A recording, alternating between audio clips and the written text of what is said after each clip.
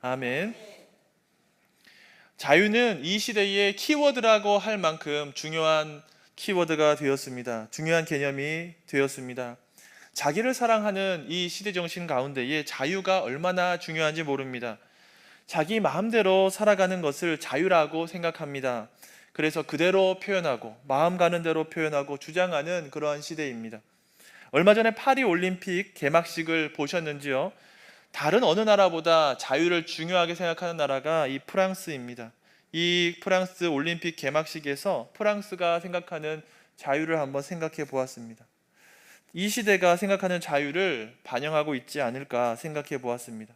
동성애도 자유니까 열린 마음으로 포용해야 한다는 메시지가 담겨 있었습니다. 그런데 마지막에 보니까 개막식 마지막 장면에 마지막 만찬을 패러디하는 것이 나왔습니다. 이것이 세계적으로 지탄을 받으니까 올림픽 개최국에서는 이런 패러디한 적이 없다, 마지막 만찬을 패러디한 일이 없다, 이렇게 하면서 둘러댔습니다. 그걸 보면서 조금 역설적이 아닌가 이렇게 생각했습니다. 동성애는 자유라고 하면서 이렇게 선전하고 표현하는데 종교를 패러디한 것도 마찬가지로 이것도 자유다 이렇게 하면서 말해야 될 텐데 그렇게 일관성 있게 내세우지 않았습니다. 자유평등 박애를 외치는 프랑스에서도 무엇이 자유일까 이렇게 고민하고 생각해 보았습니다. 이처럼 이 시대가 말하는 자유에 대한 정의를 찾기가 참 어렵습니다. 저마다 자유라고 하면서 각각의 의견을 진리처럼 말하고 자유라고 하면서 상대방을 폄하하고 사랑하지 못하고 또 차별하는 일마저도 있습니다. 죄와 죽음이 지배하는 세상 속에서 자유를 찾기가 참 어렵습니다. 썩고 더럽고 허망한 결론에 이르는 일이 얼마나 많은지 모릅니다. 오늘 본문에서는 우리를 가리켜서 하나님의 종, 자유한 하나님의 종이라고 했습니다. 복음을 듣고 자유하게 되었는데 역설적이게도 종이라고 했습니다. 이 말을 들으면 참 이해하기 어렵다라고 느껴지기도 합니다. 하지만 이 역설 가운데 진리가 있고 참 자유가 있다는 것을 믿으시기 바랍니다. 애굽에서 종살이하던 이스라엘 백성들이 출애굽하게 되면서 자유를 얻었습니다. 자유민이 되었습니다. 그런데 오순절에 시내산 산에 이르러서는 하나님의 법을 받게 되었습니다. 법에 얽매이게 되었다라고도 할 수 있습니다. 그런데 그것이 참 자유고 참 복입니다. 애굽에서 나와서 하나님의 율법을 받게 된 것, 자유한 하나님의 종이 된 대표적인 사건입니다. 여러분, 자유롭게 운전하고 싶다고 해서, 내가 자유롭게 하고 싶다고 해서 중앙선을 침범하거나 술을 마시고 하면 되겠습니까? 자유롭게 한다고 해서 무면허인 상태로 하는 것이 옳은 일이겠습니까? 이것은 자유가 아니라 불법입니다. 자유로운 운전이란 교통 질서를 잘 준수하는 가운데서 누리는 기쁨을 말하는 것이죠.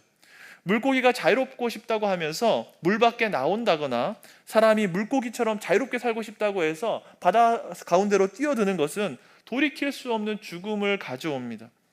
물고기는 물에 있고 사람은 숨을 쉬는 것이 자연스러운 일입니다. 그것이 하나님께서 주신 자유이기 때문입니다. 하나님이 정하신 법과 순리 가운데 살아가는 것이 진정한 자유이고 기쁨의 길이라는 말입니다. 그래서 자유한 하나님의 종이라는 것도 그러한 맥락 가운데 알 수 있습니다. 저는 오늘 자유한 하나님의 종으로 살아야 한다라는 주제로 하나님이 주신 자유를 어떻게 써야 하는지 설교하겠습니다.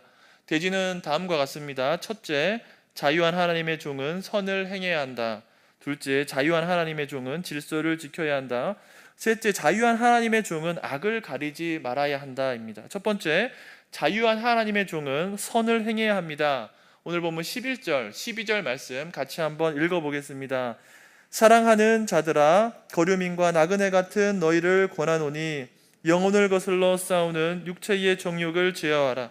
너희가 이방인 중에서 행실을 선하게 가져 너희를 악행한다고 비방하는 자들로 하여금 너희의 선한 행실을 보고 오시는 날에 하나님께 영광을 돌리게 하려 함이라.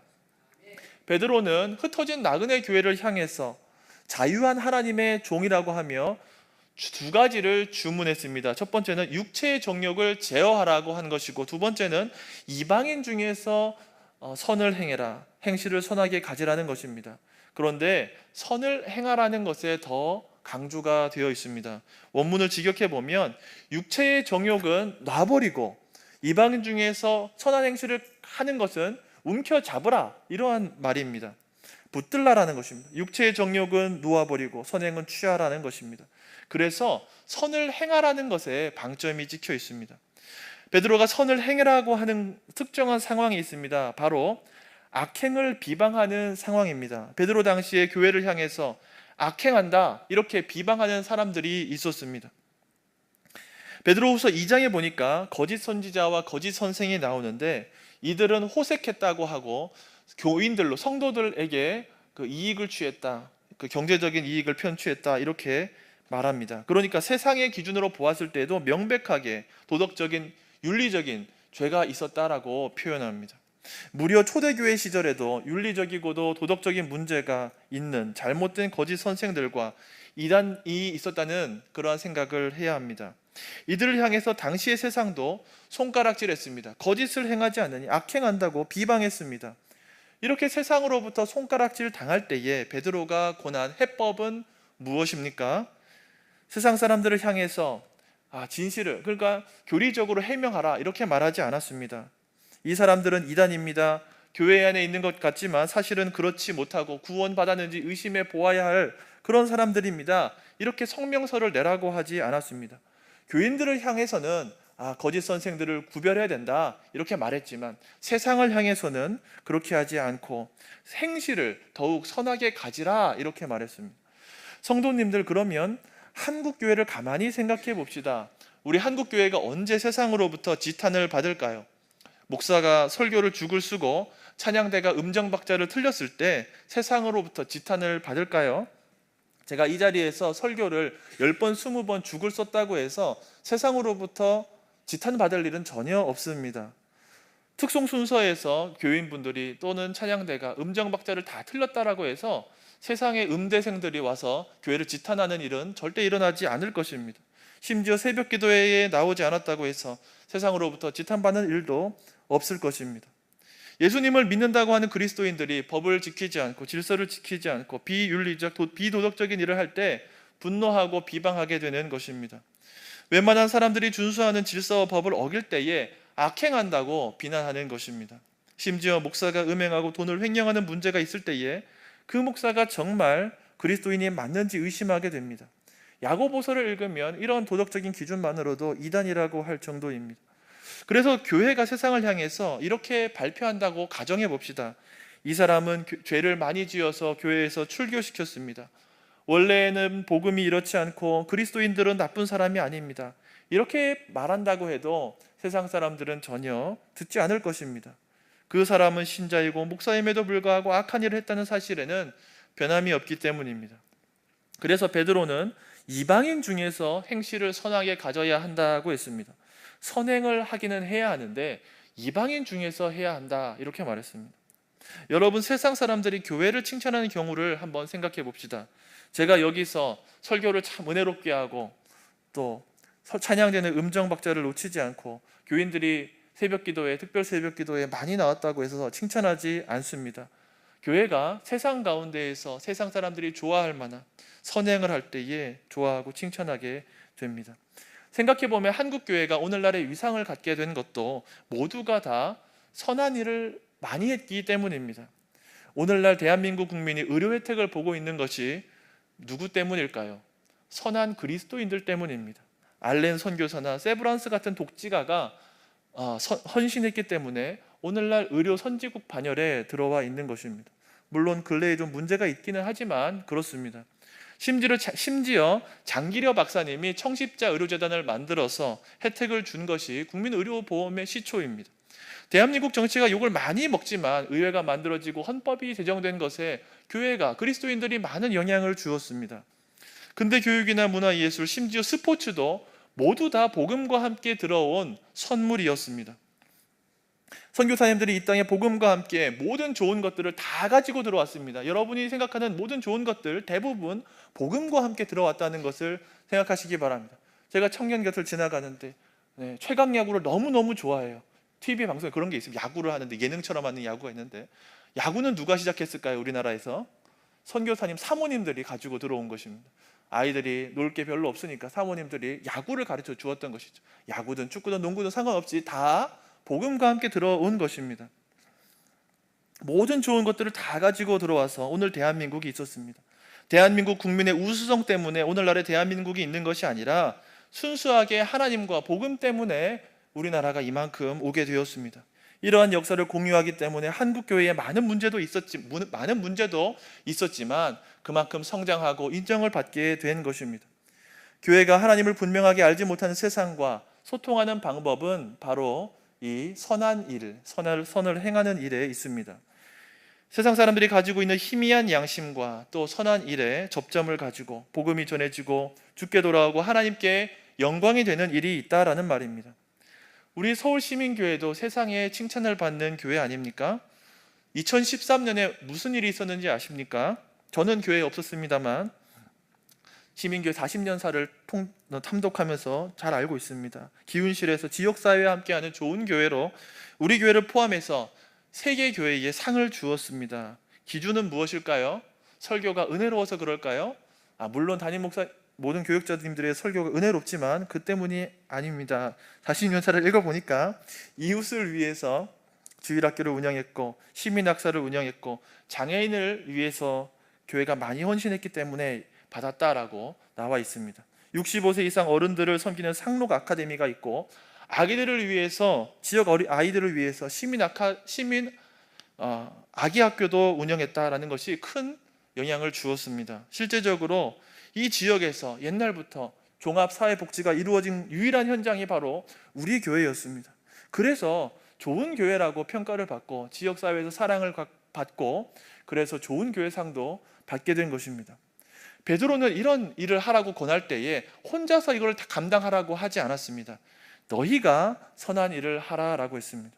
교회는 함께 지어져 가는 곳입니다. 함께 예배드릴 뿐만 아니라 함께 선한 행실도 하는 곳임을 믿으시기를 바랍니다. 선을 행하라는 말씀이 성경에 참 많이 나옵니다. 많이 강조되어 있습니다. 구약 선지서에 보면 선을 행하지 않기 때문에 이 나라가 망했다라고도 했습니다. 그만큼 선을 행하는 주제가 성경에 중요합니다. 그럼에도 불구하고 선을 행하라는 말씀에 중요성을 덜 두거나 두지 않는 이유가 무엇일까요? 모두 설명하기에는 시간이 좀 부족하지만 간략하게 말씀드리겠습니다. 선행에 대해서 우리가 많이 생각하지 않는 이유가 있습니다. 하나님이 우리를 택하셨고 믿음도 주시고 우리를 구원하셨는데 어떻게 살든지 그렇게 중요할까라는 생각이 있기 때문입니다. 우리에게 주신 구원을 취소하지도 않기 때문이라고 생각하기 때문입니다.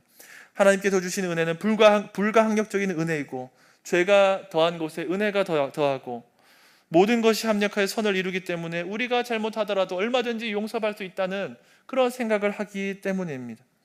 행함이 없는 믿음은 거짓이라는 것을 알고 있지만 죽어서 가는 천국 그리고 죽어서 천국 가는 구원론이 머릿속에 많이 차 있기 때문에 선을 행하는 것에 그렇게 중요성을 두지 않는 것입니다. 너무나 슬픈 일입니다. 베드로는 죽어서 천국 가기 위해서 선한 일을 하라고 하지 않았습니다. 12절에 보니까 오시는 날 하나님께 영광을 돌리기 위함이라고 표현되어 있습니다. 죽어서 천국 가는 게 전부가 아닙니다. 그것이 신자가 구원받은 이유가 아닙니다. 이 땅에서 선을 행함으로 하나님께 영광을 돌려야 하는 것이 신자의 비전이 되어야 합니다. 특히 악행한다고 비방하는 자들이 선한 일을 하는 것을 보고 하나님께 돌아오고 하나님께 영광 돌리기 위해 우리가 이것을 감당해야 합니다. 본문에 보면 특히 오시는 날이라고 표현되어 있습니다. 주님이 다시 오셔서 심판하시고 만물을 새롭게 하시는 날, 새하늘과 새 땅에 들어갈 날을 생각해야 합니다. 사도 바울은 십자가와 칭의에 초점을 맞추었다면 베드로는 한 걸음 더 나아가서 온전함, 새하늘과 새 땅, 온 우주의 회복에 대해서 생각하게 했습니다. 우리가 선을 행하는 것은 주님 오실 날을 생각하고 종말을 준비하는 것입니다. 찬란한 미래를 준비하는 것이 되어야 합니다. 그래서 베드로가 말한 선행은 구원론적 관점이 아니라 선교론과 종말의 관점에서 보아야 됩니다. 온 열방을 부르시고 구원하시는 하나님과 심판하시는 하나님을 생각하면서 우리가 선을 행해야 한다는 말입니다. 마태복음 5장 16절 말씀 잘 아시는 말씀인데 한 목소리로 읽어보겠습니다. 이같이 너희 빛이 사람 앞에 비치게 하여 그들로 너희 착한 행실을 보고 하늘에 계신 너희 아버지께 영광을 돌리게 하라. 만약에 우리가 예수님 믿는 것이 전부라고 해서 아무런 행실의 변화가 없다면 주님이 다시 오시는 날에 하나님께 영광을 돌릴 수는 없을 것입니다. 하나님은 우리가 이 세상에서 제사장 나라로서 사명을 다하기를 바라시는 분입니다. 그러기 위해 우리를 구원하셨습니다. 새하늘과 새 땅에 어울리는 새로운 인류가 되기를 바라셨습니다. 예수님 믿는 것이 전부가 아니라 예수님 믿는 것이 시작이라는 말입니다. 예수님 믿고 난 이후에 새로운 피조물의 삶을 살아가야 합니다. 우리 교회는 세상 속에서 천국 시민의 역할을 잘 감당하겠다고 다짐하면서 교회 이름을 서울시민교회라고 했습니다. 서울이라는 세상에서 행실을 선하게 가지고 많은 사람들이 하나님께 돌아오고 하나님께 영광 돌리도록 하는 이 사명을 감당할 때에 우리가 하나님께 받은 소명을 감당하고 잘했다고 칭찬받게 될 것입니다. 하나님께 영광 돌리는 성도님들 되시기를 주의 이름으로 축원합니다. 두 번째는 자유한 하나님의 종은 질서를 지켜야 합니다. 13절에서 15절 말씀 같이 한번 읽어보겠습니다. 인간의 모든 제도를 주를 위하여 순종하되 혹은 위에 있는 왕이나 혹은 그가 악행하는 자를 징벌하고 선행하는 자를 포상하기 위하여 보낸 총독에게 하라. 곧 선행으로 어리석은 사람들의 무식한 말을 막으시는 것이라. 베드로는 그리스도인이 베풀어야 하는 선행의 비전을 하나님께 영광을 돌려야 한다는 것으로 말했습니다. 그러면서 이어서 질서를 지켜야 한다고 했습니다. 13절에 인간의 모든 제도라고 했는데 이 제도라는 헬라 단어 크티시스는 창조물이라는 뜻을 가지고 있습니다. 그래서 직역하자면 인간의 모든 창조물이 됩니다. 14절에 보면 하나님이 주신 권세를 올바르게 사용하는 총독이나 왕에게 순종하라고 했습니다. 왕이라고 총독이라고 무조건 순종하는 것이 아니라 그 권세에 합당한 왕에게, 총독에게 순종하라고 한 것입니다. 그래서 앞에 이 창조물을 역으로 생각해 보면 인간이 만든 모든 것을 의미하기보다는 하나님의 뜻에 맞게 만든 질서라고 생각해야 됩니다. 그래서 의역하면 이렇습니다. 인간들에 의해 인정된 모든 질서에 주를 위해 순복하십시오. 주를 위해 순종하라고 할 때 그 나오는 주는 어떤 주님입니까? 온 세상을 만드시고 또 새롭게 하시는 창조주를 말하는 것 아니겠습니까? 그리고 오시는 날에 심판하시는 심판주라는 것을 알아야겠습니다. 주님이 온 세상을 만드셨고 새롭게 하시고 심판하실 것입니다. 그러니 제사장 나라라고 부름받은 우리는 주를 위해서 질서를 지켜야 합니다. 본문이 말하는 인간들에 의해 인정된 질서는 작은 법을 지키는 것에서부터 시작됩니다. 주차 위반하지 않고 쓰레기를 무단 투기하지 않는 것도 모두가 다 질서를 지키는 일입니다. 교회에 예배 드리러 왔는데 작은 질서를 지키지 않아서 세상 사람들에게 미움을 받는 일이 얼마나 많이 발생하는지 모릅니다. 교회 가는데 좋은 일 하는데 교통 질서를 지키지 않아서 다른 사람들이 싫어하는 일이 있습니다. 하나님이 위로부터 주신 권세로 말미암아 제정된 질서라고 한다면 이것을 주님을 생각하면서 주를 위하여서 질서를 지켜야 한다라는 그러한 말입니다. 베드로는 너희가 힘을 모아서 큰 사회공헌 사업을 해라, 이것이 주를 위한 것이다라고 하지 않고 작은 것으로부터, 작은 질서를 지키는 것으로부터 선행을 하라고 했습니다. 창조 질서를 따라 만들어진 모든 사회 질서를 지키는 것으로부터 우리는 선을 행하게 됩니다. 조직신학이나 교의학에서 오늘 본문을 보면 그 주제는 국가와 공직자라고 할 수 있습니다. 주제별로 성경을 해석하기 때문에 그렇습니다. 그런데 오늘 본문이 강조하고 있는 것은 국가 공직자가 아니라 선을 행하라라는 주제입니다. 선을 행할 때에 예수님을 믿든지 그렇지 않든지 상관없이 모두가 지켜야 하는 합당한 질서를 지켜야 하는 것이 우선된다라는 말입니다.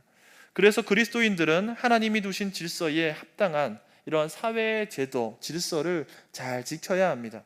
물론 사회에 제정되려고 하는 차별금지법처럼 하나님의 말씀을 거부하고 또 좋지 않은 하나님의 뜻을 반하는 법은 적극적으로 막아야 하고 따를 필요가 없겠지만 하나님의 뜻에 부합하는 질서, 그러한 제도, 법은 잘 지켜서 따라가야 한다라는 말입니다. 여러분, 이기선 목사님이라고 아십니까? 일제강점기 때 평안도 의주에서 활동하셨던 목사님입니다. 신사 불참배 운동을 펼친 분입니다. 그런데 결국에는 체포되어서 신문을 받게 되었습니다. 일본 순사가 이렇게 물었습니다. 목사님, 불교나 유교나 국가가 사랑하는 의미에서 각자의 의식대로 다 신사참배를 합니다. 그런데 어떻게 너는, 목사는 이렇게 반대합니까? 라고 말하면서 회유했습니다. 그러니까 이기선 목사님이 기독교 의식대로 한다면 나도 하겠습니다 라고 하면서 신사 앞에 가서 찬송가를 부르고 일본을 용서해달라고, 천황을 용서해달라고 기도를 하고 다 마쳤으니 갑시다 라고 순사에게 말했습니다. 순사가 절을 해야지요 라고 말하니까 이 목사님이 기독교 의식대로 한다더니 절을 왜 합니까? 절은 기독교 의식이 아니니까 못합니다 라고 했습니다. 그러니까 순사가 하는 말이, 천황이 예수를 믿으면 죽이겠다고 하면 어떻게 하겠습니까? 이어서 물었습니다. 그러니까 할 수 있나요? 천국법도 지키고 국법도 지켜야죠. 하나님께서 예수를 믿으라 했으니 예수를 믿고 천황이 죽으라고 했으니 죽으면 되지요 라고 했다는 일화가 있습니다. 오시는 날에 심판하시는 주님을 생각하면, 그 주님을 두려워하면서 살다가 보면 세상이 주는 두려움은 아무것도 아닙니다. 우리가 하나님께서 만드신 세상의 질서를 생각하면, 만유의 주님이신 하나님을 생각한다면 세상의 작은 질서도 주를 위해서, 주를 생각하면서 지키는 것이 당연한 것입니다. 자유하였지만 하나님의 영광을 위하여 질서를 지키면서 살아가시기 바랍니다. 만유의 주이신 하나님이 인간 세상에 두신 작은 질서조차도 잘 지키는 종이 되시기를 바랍니다. 세 번째, 자유한 하나님의 종은 악을 가리지 말아야 합니다. 16절 말씀 같이 한번 읽어보겠습니다. 너희는 자유가 있으나 그 자유로 악을 가리는 데 쓰지 말고 오직 하나님의 종과 같이 하라. 자유한 하나님의 종에게는 자유가 있습니다. 그런데 이 자유를 어떻게 써야 합니까? 베드로는 악을 가리는 데 쓰지 말아야 한다고 했습니다. 그리고 하나님의 종과 같이 하라고 했습니다. 여러분, 하나님이 주신 자유를 가지고 악을 가리는 데 쓸 수 있습니다. 하나님이 우리를 로봇처럼 만드시지 않았기 때문에 자유를 가지고 선을 행할 수도 있지만 반대로 악을 행할 수도 있습니다. 그렇게 열어두셨습니다. 가리다라는 말은 밑에 있는 것은 그대로 두고 위에 덮어서 보지 못하게 하는 것을 뜻합니다. 진실을 가리기 위한 연막 같은 것을 의미합니다. 교회가 잘못하고 그리스도인들이 잘못하고 죄를 지었을 때 그것을 그대로 하나님 앞에 가져가서 회개해야 합니다. 사람 앞에 죄를 지었다면 사람 앞에 가져가서 잘못을 구하고 사죄를 구해야 됩니다. 죄를 짓지 않는 것이 더 좋겠지만 죄를 지었다면 자복하고 회개해야 합니다. 그런데 그렇게 하지 않고 죄를 덮어버린다면 썩고 악취가 나고 더 심하게 될 것입니다. 더 오염될 것입니다.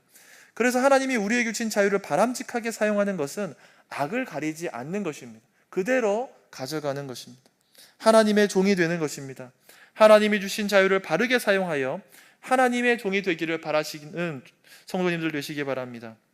하나님의 종이라고 했을 때 무엇이 떠오르십니까? 고난받으신 하나님의 종, 우리 예수님이 떠오르지 않으십니까? 예수님은 고난받는 어린 양으로서의 길을 가셨습니다. 오늘 읽지 않았지만 이어지는 본문에는 고난받는 예수님이 등장하고 있습니다. 우리도 하나님의 종이셨던 예수님을 따라가기 위해서 베드로 사도가 제시한 것은 무엇일까요? 17절 말씀 같이 한번 읽어보겠습니다. 무사람을 공경하며 형제를 사랑하며 하나님을 두려워하며 왕을 존대하라. 무사람, 모든 사람을 공경해야 합니다. 불교인, 천주교인, 이주노동자, 장애인, 우파, 좌파, 낙태 찬성론자, 동성애자, 이상한 신학을 갖고 있는 목회자 등 우리가 생각할 수 있는 모든 부류의 사람들을 다 공경하라는 그러한 말씀입니다. 이들도 하나님께서 지으신 사람이고 하나님의 형상으로 지음받은 사람이고 회복되어야 할 하나님의 형상이라고 생각하며 대해야 합니다. 우리 예수님은 원수도 사랑하라고 하셨는데 생각이 좀 다르다라고 해서 멸시하면 안 됩니다. 지옥 갈 사람이라고 생각하면서 무시하고 멸시하는 것이 아니라 존중하는 태도로 살아가야 됩니다. 이어서 형제를 사랑하라고 했습니다.